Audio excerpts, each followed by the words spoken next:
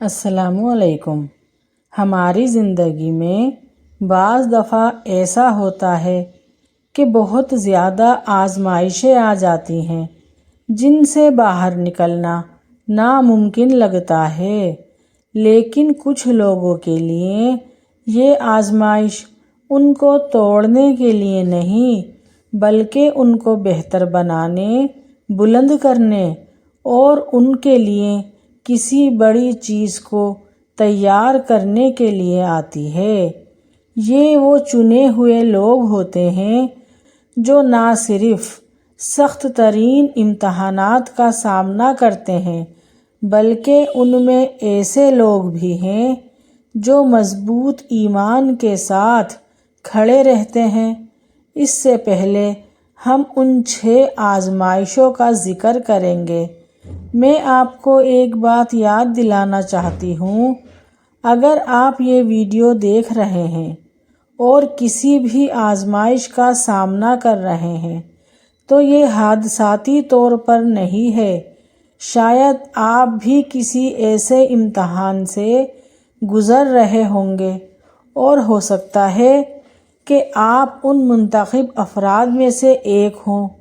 تو اس ویڈیو کو آخر تک ضرور دیکھیں، کیونکہ ہو سکتا ہے کہ اس ویڈیو کے ذریعے آپ کو کوئی وجہ، نشانی یا کوئی ایسا پیغام مل جائے کہ آپ کے دل کو سکون اور راحت نصیب ہو، اور جس کا مطلب صرف آپ کے لیے ہی ہو۔ تو آئیے آتے ہیں پہلی نشانی کی طرف۔ بسم اللہ الرحمن الرحیم۔ نشانی نمبر 1، نقصان اور علیحدگی۔ سب سے گہرے اور مشکل ترین آزمائشوں میں سے ایک آزمائش جو منتخب لوگوں کو برداشت کرنی پڑتی ہے وہ یہ ہے کہ آپ کے بہت ہی قریبی یا کسی عزیز کا کھو جانا۔ یہ نقصان آپ کے پیاروں، صحت، دولت، یہاں تک کہ ایک پیارے خواب کی صورت میں بھی ہو سکتا ہے۔ ایک لمحے کے لیے تصور کریں، کسی عزیز دوست، خاندان کے کسی فرد یا زندگی بھر کے خواب کو کھونا کیسا لگتا ہے؟ ایسا لگتا ہے جیسے آپ بالکل خالی ہو گئے ہوں، آپ کا دل ویران ہو گیا ہو، آپ کی زندگی کی خوشیاں ختم ہو گئی ہوں۔ یہ ایک شخص جس کے بارے میں لگتا تھا کہ ہماری خوشیوں کا محور ہے، وہ ایک راستہ بھی ہو سکتا ہے جس پر آپ کو پورا یقین تھا۔ یہ امتحان سزا کے طور پر نہیں ہے بلکہ طاقت اور ہمت ظاہر کرنے کے بارے میں ہے، جو شاید وہ بھی نہیں جانتے تھے کہ وہ سچا ہے یا دھوکہ۔ رسول اللہ صلی اللہ علیہ وآلہ وسلم نے ساری زندگی ایسی مشکلات کا سامنا کیا۔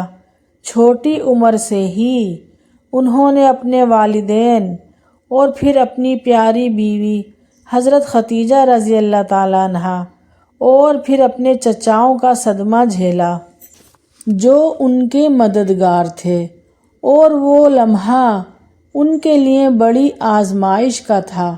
پھر بھی ہر بار انہوں نے اللہ پر مضبوط استقامت ظاہر کی اور صبر کے ساتھ ان آزمائشوں کا سامنا کیا۔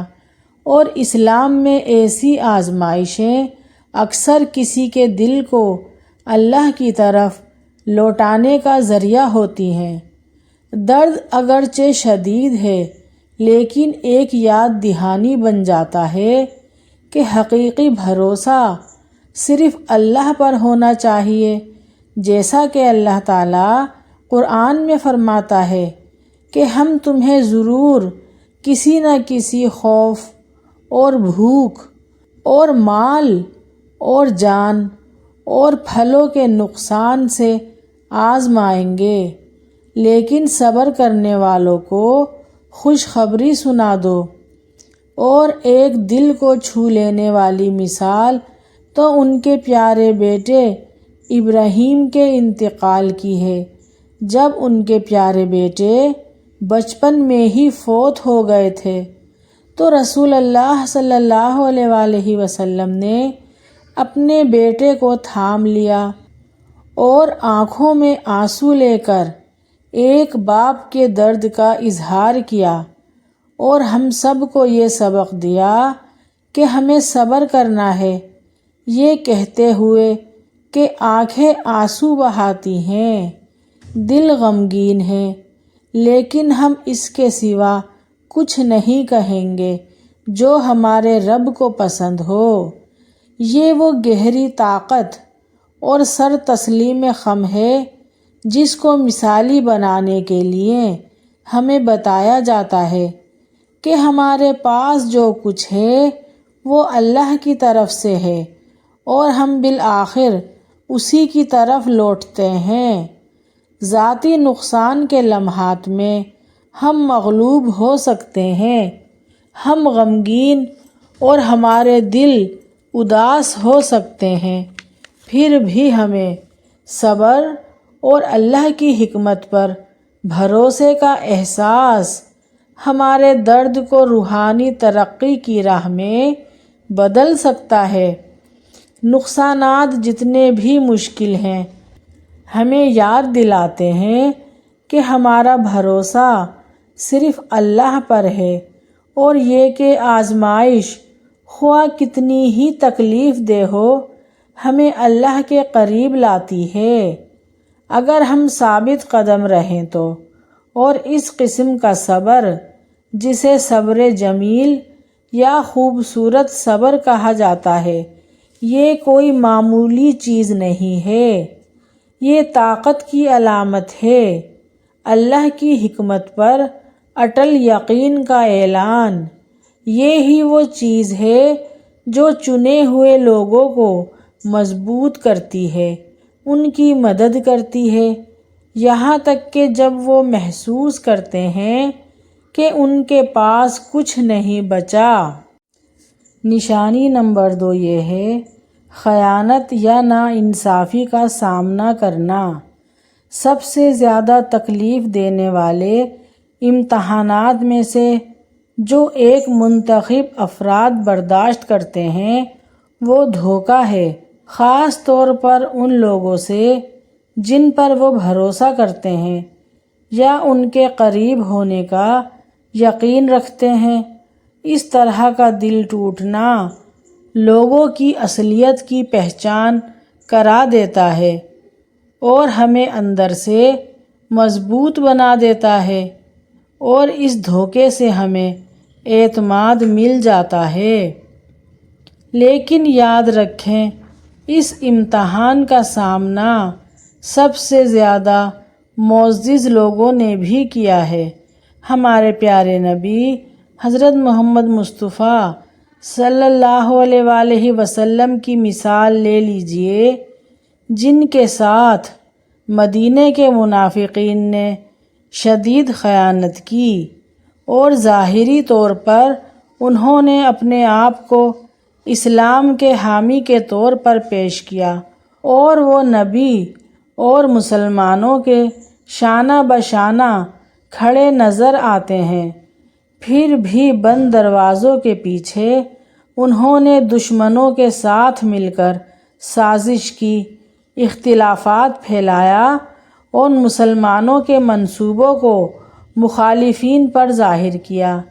اس خیانت کا درد بہت زیادہ تھا، لیکن نبی صلی اللہ علیہ وآلہ وسلم نے صبر کا انتخاب کیا اور اپنے ہم وطنوں کے ساتھ مل کر اس خیانت کا مقابلہ کیا اور تمام معاملات اللہ کے حوالے کر دیے۔ اور قرآن پاک میں اللہ تعالیٰ فرماتے ہیں، جو شخص اللہ کا تقوی اختیار کرتا ہے اللہ اس کے لیے راستہ نکال دیتا ہے اور اسے ایسی جگہ سے رزق دیتا ہے جہاں سے وہ گمان بھی نہیں کر سکتا، اور جو اللہ پر بھروسہ کرتا ہے تو وہ اللہ اسے کافی ہے۔ بے شک اللہ اپنا کام پورا کر کے رہتا ہے۔ اللہ نے ہر ایک کے لیے ایک اندازہ مقرر کر رکھا ہے۔ سورہ طلاق آیت نمبر 2 اور 3۔ یہ آیت اس بات پر زور دیتی ہے کہ جب دنیاوی انصاف ناقابل رسائی محسوس ہوتا ہے تب بھی اللہ کا انصاف قریب ہوتا ہے۔ یہ آزمائش چنے ہوئے لوگوں کے لیے ایک یاد دہانی ہے کہ جب لوگ شکست کھاتے ہیں تو اللہ ان پر بھروسہ کرنے والوں کی رہنمائی اور مدد کرتا ہے۔ ان لوگوں کے لیے اللہ کسی اہم چیز کو تیار کر رہا ہوتا ہے۔ نمبر 3، تنہائی اور تنہائی کا سامنا۔ اکثر لوگوں کے سفر کا حصہ ہوتی ہے تنہائی، اور یہ کوئی سزا نہیں ہوتی بلکہ یہ ایک طاقتور اور بہتر کرنے والا عمل ہے۔ جب آپ دوسروں سے دور ہو جاتے ہیں تو آپ کو باطن کی طرف مڑنے، غور و فکر کرنے اور بالآخر صرف اللہ میں سکون حاصل کرنے کا منفرد موقع دیا جاتا ہے۔ حضرت یوسف علیہ السلام کے بارے میں سوچیں، جنہوں نے کنویں کی گہرائی میں تنہائی کو برداشت کیا اور بعد میں جیل میں اپنے خاندان اور برادری سے دور رہ کر تنہائی میں زندگی گزاری، اور اس تنہائی کی تشکیل سے انہیں اللہ کے قریب لایا گیا۔ سورہ یوسف میں اللہ تعالیٰ فرماتا ہے، یہاں تک کہ جب رسول نا امید ہونے لگے اور انہوں نے خیال کر لیا کہ ان سے جھوٹ کہا گیا ہے، تب ہماری مدد ان کے پاس آئی، پھر ہم نے جسے چاہا بچا لیا، اور ہمارا عذاب مجرم قوم سے ٹالا نہیں جا سکتا۔ سورہ یوسف۔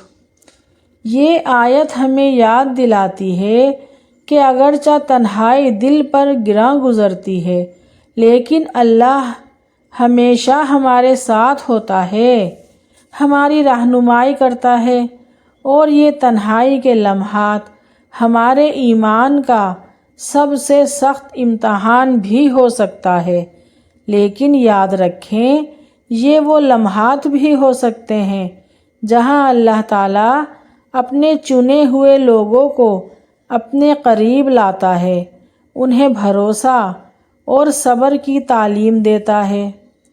نمبر 4، دولت اور خوشحالی۔ دولت ایک نعمت ہو سکتی ہے لیکن یہ سب سے مشکل آزمائش بھی ہے۔ یہ سوچنا آسان ہے کہ مشکلات ہمیں سب سے زیادہ آزماتی ہیں، لیکن خوشحالی ہمارے کردار اور اللہ سے ہمارے تعلق کو جانچنے کا ایک انوکھا طریقہ ہے۔ جب دولت میں اضافہ ہوتا ہے، ذمہ داریاں بڑھ جاتی ہیں، زندگی میں نظم و ضبط ختم ہو جاتا ہے۔ یہاں سوچنے کی بات یہ ہے کہ کیا آپ خوشحالی کے دنوں میں بھی اللہ کو اتنا ہی یاد کرتے ہیں جتنا کہ کسی مشکل میں، کسی مصیبت کے وقت یا کسی آزمائش میں کرتے ہیں؟ کیا آپ شکر اور عاجزی والا دل رکھ سکتے ہیں یہاں تک کہ دنیا آپ کو اپنے مقصد کو بھول جانے پر مجبور کر دے؟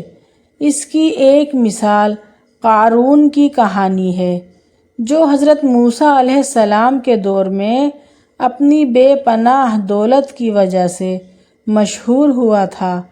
قارون کو اس کے تصور سے بھی زیادہ دولت سے نوازا گیا، لیکن اس نے شکر گزاری کے بجائے تکبر کو اپنے اوپر حاوی کر لیا، اور اس نے اعلانیہ طور پر یہ دعویٰ کیا کہ اس کی دولت صرف اور صرف اس کے اپنے علم اور کوشش کی وجہ سے ہے، اور وہ یہ بھول گیا کہ وہ اللہ ہی تھا جس نے اسے خوش قسمتی عطا کی، اور اس تکبر نے اسے اندھا کر دیا، اور بالآخر یہ دولت ہی اس کے زوال کا سبب بنی۔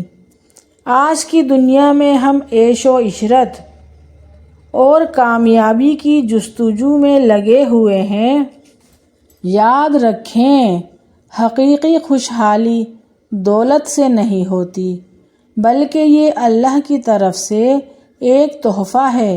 سخاوت، شکر گزاری اور اللہ کے قریب ہو کے پورے دل کے ساتھ اللہ کا شکر ادا کریں۔ نمبر 5، تاخیر کے دوران مستقل ایمان کا چیلنج۔ کبھی کبھی سب سے مشکل امتحانات میں سے ایک امتحان انتظار کرنا ہے۔ جب ہم نے دعا کی، سخت محنت کی اور سب کچھ کیا جو ہمارے اختیار میں ہے، پھر بھی رزلٹ 0 نظر آتا ہے۔ کبھی نہ ختم ہونے والا انتظار، یہاں تک کہ اس پر مایوس ہو جانا۔ ہمیں لگتا ہے کہ اللہ ہمیں نظر انداز کر رہا ہے، اللہ ہماری دعاؤں کا جواب ہی نہیں دے رہا۔ حضرت یوسف علیہ السلام پہ غور کریں، جنہوں نے اپنی بے گناہی کے باوجود برسوں قید کی مشکلات و پریشانیاں برداشت کیں۔ اس طویل انتظار کے دوران حضرت یوسف علیہ السلام نے اپنے ایمان کو کبھی ڈگمگانے نہیں دیا اور ہمیں یہ دکھایا کہ تاخیر کا مطلب انکار نہیں ہے۔ ان کے صبر اور اللہ پر بھروسے کا آخر انہیں وہ انعام دیا گیا جس کا وہ تصور بھی نہیں کر سکتے تھے۔ اس کے ساتھ ہی انہیں آزاد کرا دیا گیا اور انہیں اعلیٰ مقام بھی عطا کیا گیا۔ اس لیے جب آپ اپنے آپ کو انتظار میں پائیں تو اس بھروسے کو مضبوطی سے تھامے رکھیں کہ اللہ کا وقت کامل ہے۔ نمبر 6، بہتان اور جھوٹے الزامات کو برداشت کرنا۔ ایک مومن کے لیے سب سے مشکل امتحان میں سے ایک امتحان بہتان اور جھوٹے الزامات کے سامنے باوقار اور ثابت قدم رہنا ہے۔ یہ ایک ایسا امتحان ہے جس کا سامنا ہمارے پیارے نبی حضرت محمد مصطفیٰ صلی اللہ علیہ وآلہ وسلم نے اپنی زندگی میں خود بھی بہت مرتبہ کیا، اور اس کی ایک بڑی مثال حضرت عائشہ صدیقہ رضی اللہ تعالیٰ عنہ پر بہتان لگانے کا واقعہ ہے۔ لوگوں نے ان کے بارے میں افواہیں پھیلائیں اور ان افواہوں سے ہمارے پیارے نبی کو اور پوری امت کو بہت تکلیف ہوئی۔ یہ امتحان پوری امت مسلمہ کے لیے ایک آزمائش تھا، ان کے ایمان، اتحاد اور اللہ پر بھروسے کا امتحان تھا، اور حضرت عائشہ صدیقہ رضی اللہ تعالیٰ عنہ اس بے بنیاد الزامات کے باوجود صبر اور نماز میں اللہ کی طرف متوجہ ہوئیں۔ آخر کار اللہ تعالیٰ نے قرآن میں ان کی بے گناہی ظاہر کی، یہ ظاہر کرتے ہوئے کہ حق ہمیشہ غالب رہتا ہے۔ ہمیں بھی اپنی زندگیوں میں غلط فہمیوں کا سامنا کرنا پڑ سکتا ہے۔ ثابت قدم رہنا، اللہ پر بھروسہ کرنا اور انتقامی کارروائیوں سے بچنا بہت مشکل ہو سکتا ہے، لیکن یہ سچے ایمان کی نشانیاں ہیں۔ اور یاد رکھیں، ان میں سے ہر امتحان، خواہ وہ کتنا ہی مشکل کیوں نہ ہو، تزکیہ نفس، ترقی اور اللہ کے قرب کی طرف ایک قدم ہے۔ آزمائش سب کے لیے یکساں نہیں آتی، یہ ان لوگوں کے لیے مخصوص ہوتی ہے جو ان کو برداشت کر سکتے ہیں اور مضبوطی سے باہر نکل سکتے ہیں۔ رسول اللہ صلی اللہ علیہ وآلہ وسلم نے فرمایا کہ سب سے بڑا اجر سب سے بڑی آزمائش کے ساتھ ملتا ہے، یعنی جتنی بڑی آزمائش اتنا ہی بڑا اجر۔ اللہ پاک ہم سب پر اپنا رحم و کرم فرمائے اور ہم سب کو ہدایت کاملہ عطا فرمائے، آمین۔ اگر میری ویڈیو آپ سب کو پسند آئی ہے تو پلیز لائک شیئر سبسکرائب ضرور کیجیے گا۔ نیکسٹ ویڈیو کے لیے اللہ حافظ۔